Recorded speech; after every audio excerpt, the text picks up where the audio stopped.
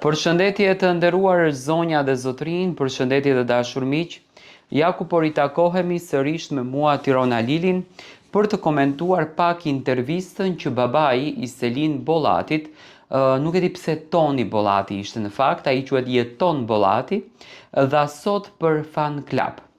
E pash të jatin e Selinës shumë të frustruar, sidomos me produksionin.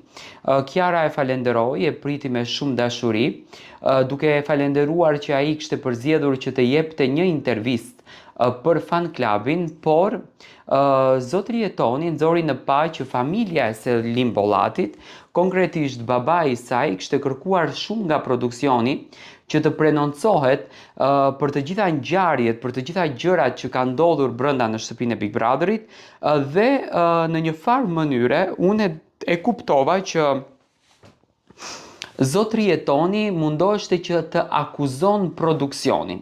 Do të thënë produksionin për të gjitha ngjarjet që po ndodhin brenda në shtëpi.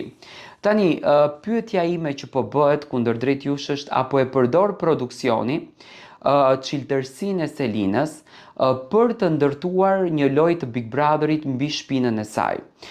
Kiara i tha që kemi kohën përpara për t'i komentuar gjërat, ndërsa zotri Jetoni tha që për ju koha është, por për mua nuk është.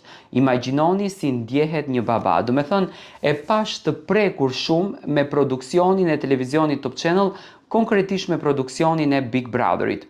Për Gimbon i foli fjalët më të mira, do me thënë e kishin aprovuar marrëdhënien e Selin dhe Gimbo, e kishin mbështetur dashurinë e tyre, e quante Gimbon si djalin e tij, do me thënë e deshte si djalin e tij, dhe konsideronte një respekt të jashtëzakonshëm për Gimbon.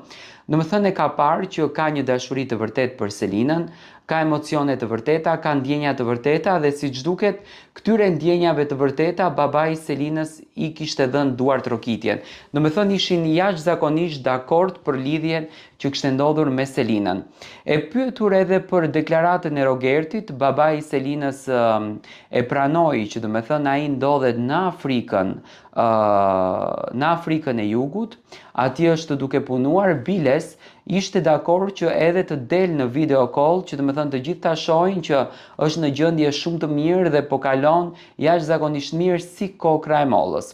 Njëkohësisht deklaratat e tij për Rogertin, do me thënë e quajti një mashkull pa shtyllë kurrizore, një mashkull që nuk ka një bazë dhe që nuk është e drejtë të tolerohet nga ana e produksionit që të ofendohet Selina deri në këtë pikë, do me thënë ai ishte shumë i mërzitur me produksionin, ndërsa në anën e mirit kishte po të njëjtin mendim për mirin, edhe pse tha që shqiptarët nuk kishin mendere, do me thënë e përdori këtë fjalën, që u tërhoq vëmendja 2 herë nga Kiara, për t'i rënë produksionit dhe i binin zotri Jetoni. Do me thënë ai tregoi që kishte patur shumë kërcënime edhe nga artistët në momentin që kishte përdorur këtë fjalë për mirin.